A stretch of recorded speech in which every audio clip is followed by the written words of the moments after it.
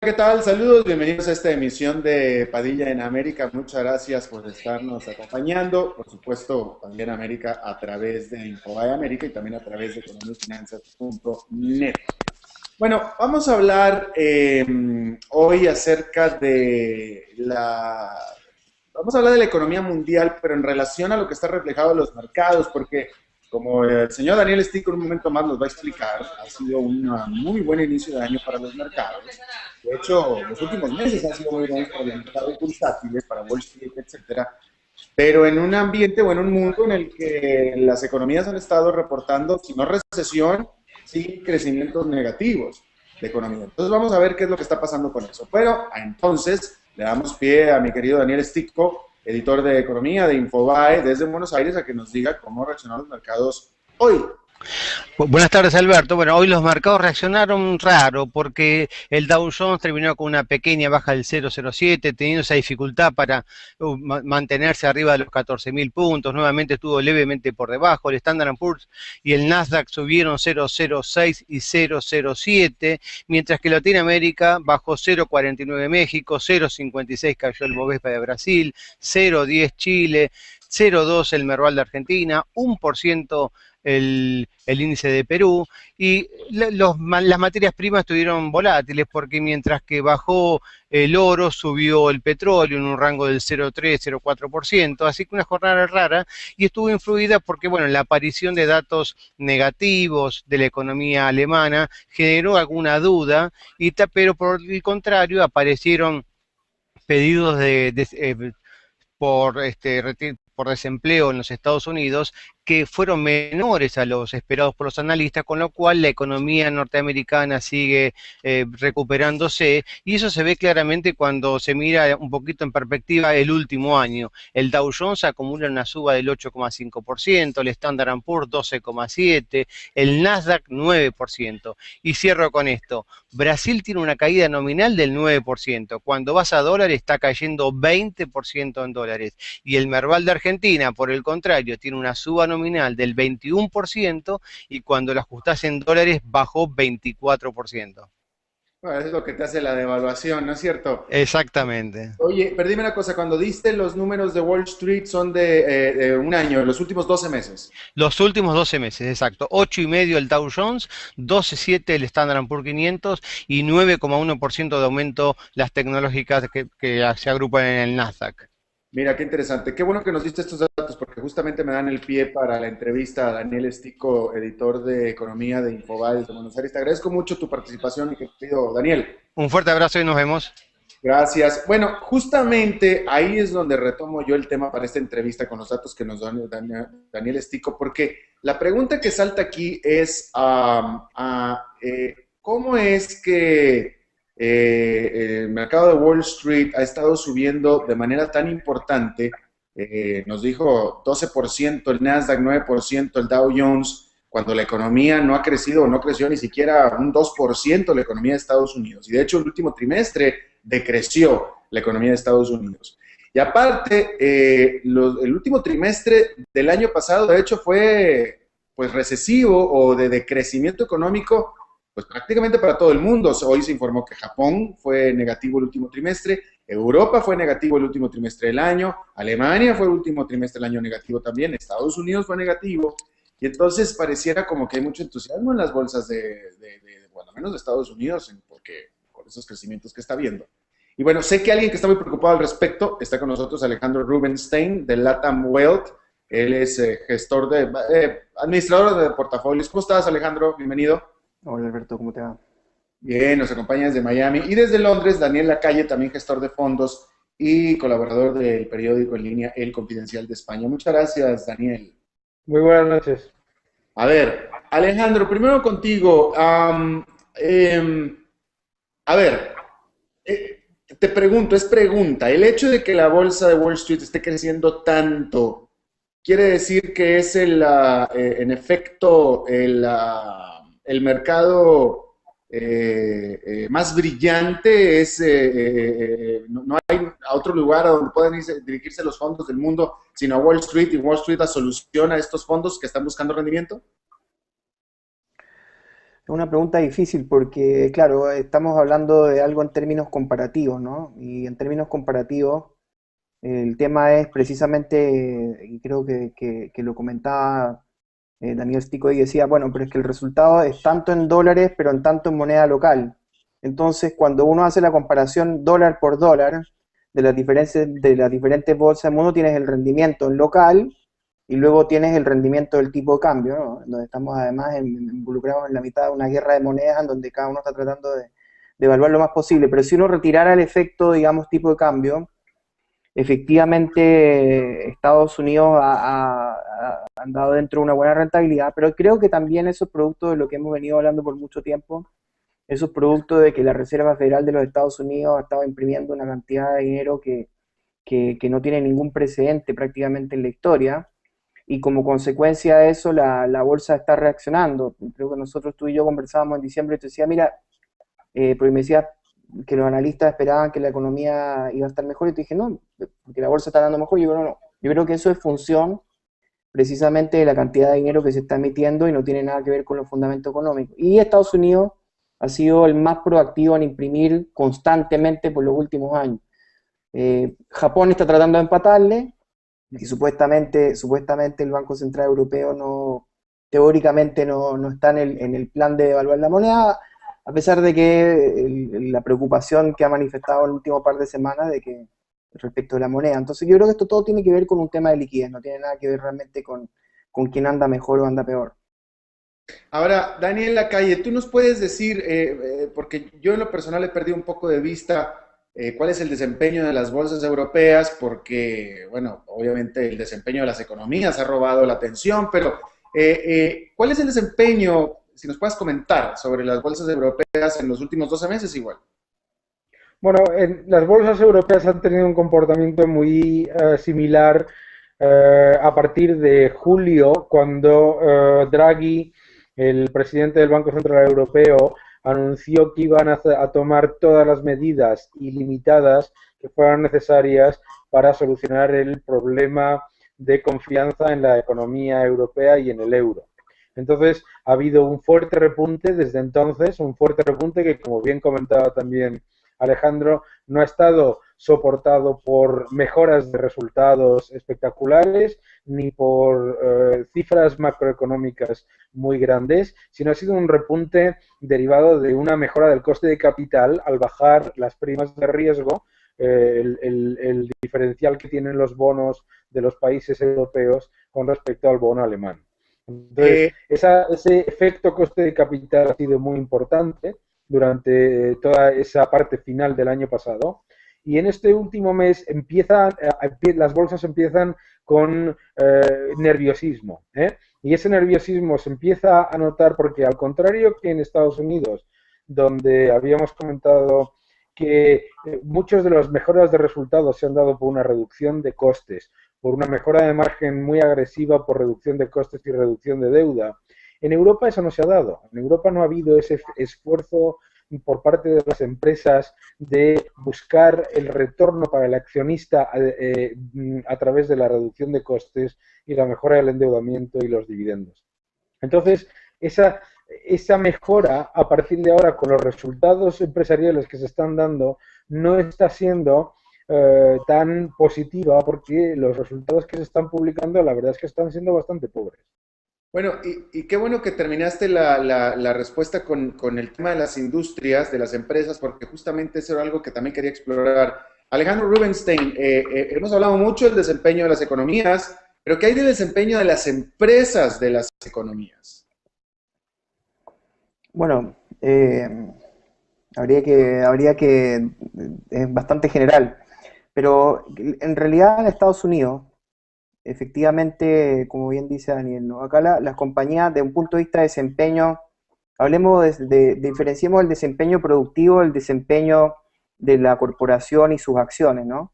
El Pues, desempeño, me refería, por lo pronto yo me refería acerca de los resultados, o sea, ok. qué tan buenos resultados han entregado las empresas.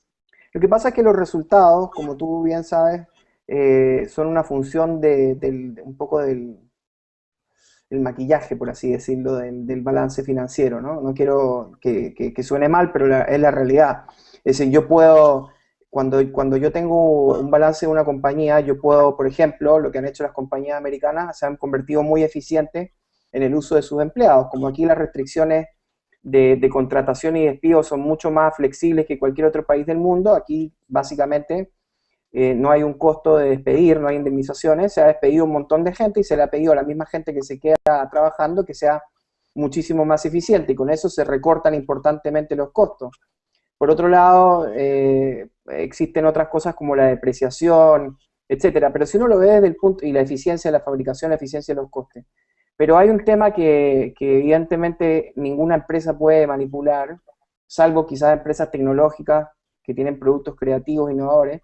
En general, uno no puede cambiar la demanda. Si la demanda está relativamente floja, hay un límite en el cual uno puede crecer las ventas y las utilidades cuando se trata de compañías relativamente maduras que tienen una participación de mercado estable.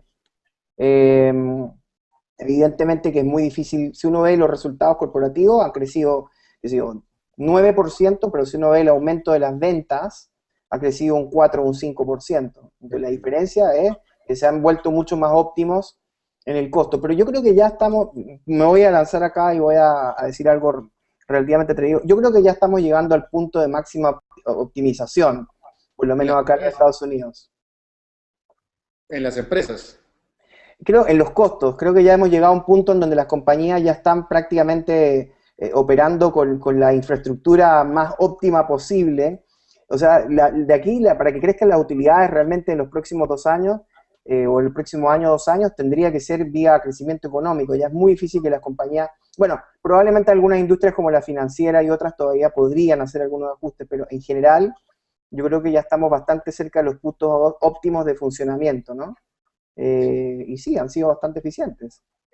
Daniela Calle, si entendí bien lo que estabas diciendo en tu respuesta pasada, decías tú que las empresas europeas no se han optimizado, usando los términos de Alejandro, no se han utilizado como las empresas estadounidenses. ¿Eso fue lo que explicaste? Efectivamente, como comentaba Alejandro, las empresas norteamericanas han hecho un esfuerzo enorme, primero de reducción de deuda al principio de la crisis y después de reducción de costes muy importante, y a la vez de retornar su estrategia más hacia el accionista minoritario, ser más proactivos en recompra de acciones, ser más proactivos en reducir deuda y en entregar dividendos más importantes. Eso no ha ocurrido en Europa, y no ocurre en Europa fundamentalmente porque si uno mira las grandes compañías de los índices europeos, casi todos son compañías industriales, maduras o bancos muy cercanos al Estado, prácticamente algunas semiestatales, cuyo objetivo no es tanto que generar valor para el accionista como mantener una política más cercana a reducir los precios para los consumidores o mantener la política de los estados en cuanto a gasto e inversión. Entonces, yo creo que esa diferencia en los grandes valores es muy importante, porque no es lo mismo empresas que están orientadas hacia el accionista que empresas que están orientadas hacia lo que se llaman los stakeholders, el Estado, los consumidores y los accionistas en tercer plano. Y esa diferencia hace que las empresas todavía en Europa no hayan llevado a cabo los procesos de racionamiento y de mejora de la eficiencia que hemos visto en Estados Unidos. Claro. Alejandro Rubinstein, antes de pasar a preguntarte, cómo es que va a terminar todo este asunto, tu pronóstico al respecto, te voy a preguntar, porque Daniel Estico nos estaba diciendo que la bolsa de Brasil, el Bovespa, ha caído de manera muy importante. Yo te quiero preguntar cuál ha sido, si acaso Brasil ha sido reflejo del desempeño de las bolsas latinoamericanas, tomando en cuenta que las bolsas latinoamericanas gozaron, por no decir que sufrieron, del encanto de los inversionistas cuando menos hasta hace un año, con estos mismos fondos que tú has estado hablando, que sobraba el capital y estaban favoreciendo a las bolsas latinoamericanas de manera muy importante. Bueno, yo conozco el caso de Brasil bastante cerca, pero lo que a mí me parece es que, bueno, es una pregunta con muchas aristas, pero la voy a tomar desde el lado de lo siguiente. Primero, Brasil fue la vedette de los mercados emergentes prácticamente hace unos 4 años, ¿no? Entonces, cuando tú miras las bolsas, también pensemos en las bolsas internacionales como unos baldes, ¿no? En donde van recibiendo una cantidad de agua, ¿no?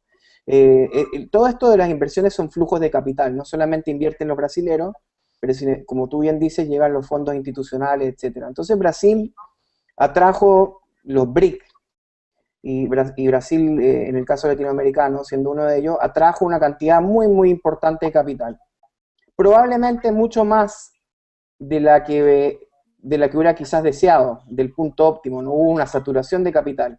Y también con ello, obviamente, y producto de la depreciación de las monedas principales, una apreciación del tipo de cambio brutal. O sea, una entrada fuerte de capitales combinado con un intento de depreciación de moneda con bajas tasas, por supuesto, en los países desarrollados. Entonces se creó la situación perfecta en donde, claro, llegó una cantidad importante de dinero, pero ese dinero, y en particular el dinero que llega a los mercados bursátiles, no es un dinero de largo plazo, es un dinero en muchas veces muy especulativo.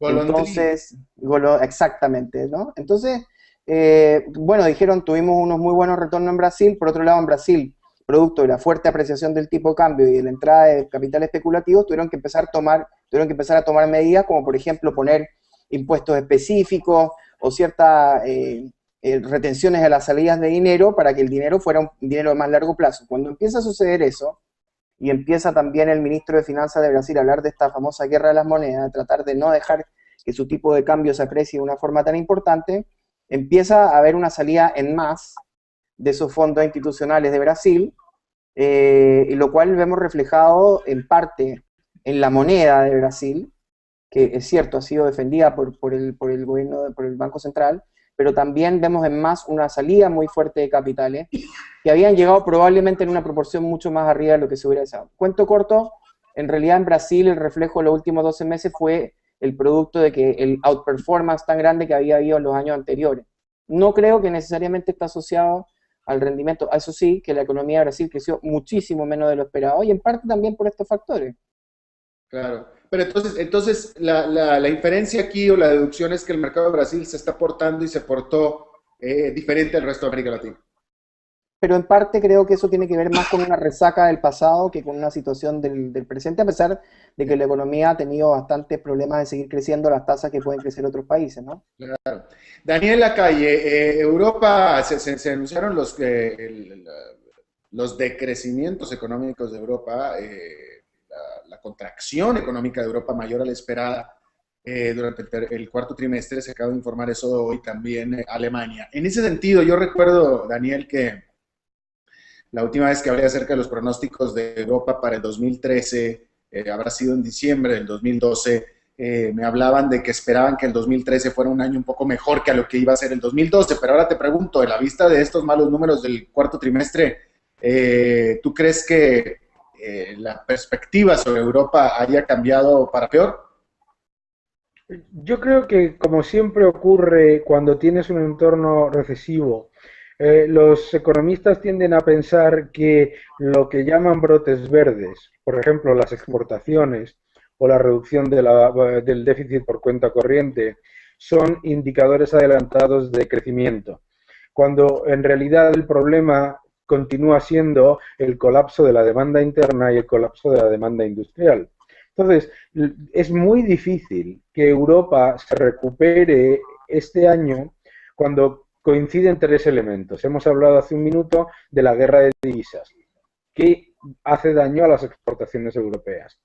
Hemos hablado también de una política inflacionista global que hace daño a Europa porque Europa importa inflación porque es consumidora neta de materias primas, particularmente energéticas. Y tercero, porque el problema de endeudamiento aún no se ha solucionado. El endeudamiento tanto de los estados ha aumentado de una manera muy importante. Casi todos los países de lo que se llama la vieja Europa superan el 100% de deuda sobre PIB, y además se está generando el efecto crowding out del acceso a crédito que lo está tomando los estados para gastos corrientes, pero no está yendo a la inversión productiva de las empresas. Entonces es muy difícil que ese círculo vicioso de deuda, Estado y crowding out se rompa solamente en este año. Para mí es muy difícil ver que las economías europeas se recuperen, además,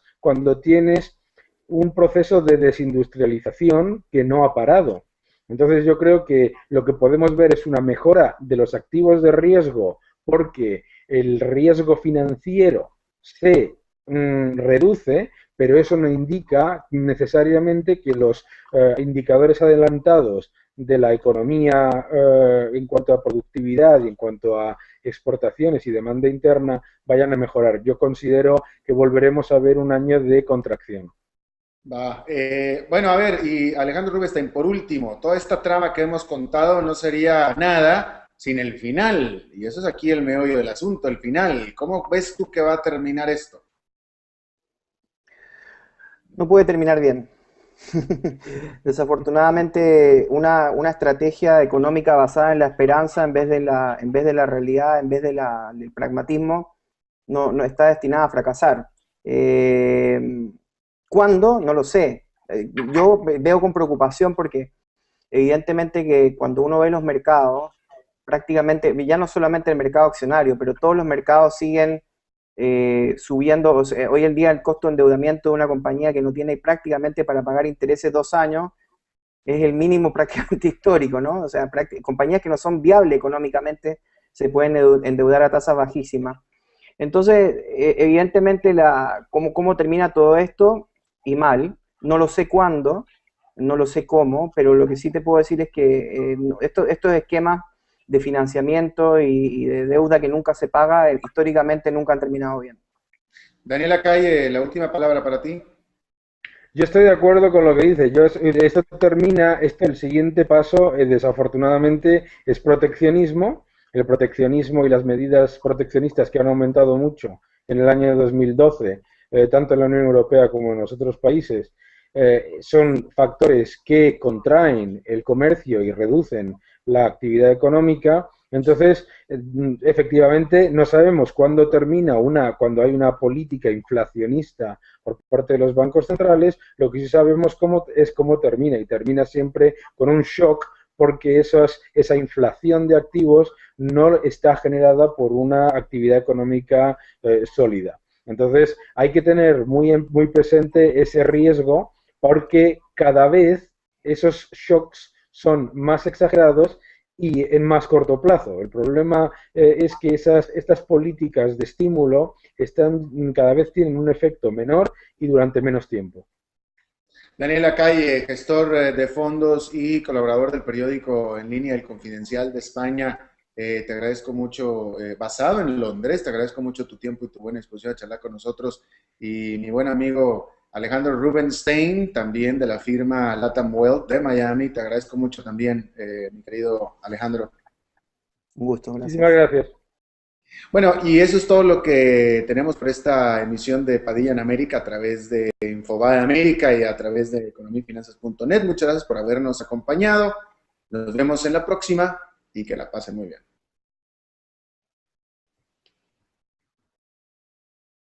Un año, los últimos 12 meses. Los últimos 12 meses, exacto. 8,5 el Dow Jones, 12,7 el Standard & Poor's 500 y 9,1% de aumento las tecnológicas que se agrupan en el Nasdaq. Mira, qué interesante. Qué bueno que nos diste estos datos porque justamente me dan el pie para la entrevista a Daniel Estico, editor de Economía de Infobae de Buenos Aires. Te agradezco mucho tu participación, querido Daniel. Un fuerte abrazo y nos vemos. Gracias. Bueno, justamente ahí es donde retomo yo el tema para esta entrevista con los datos que nos da Daniel Estico, porque la pregunta que salta aquí es ¿cómo es que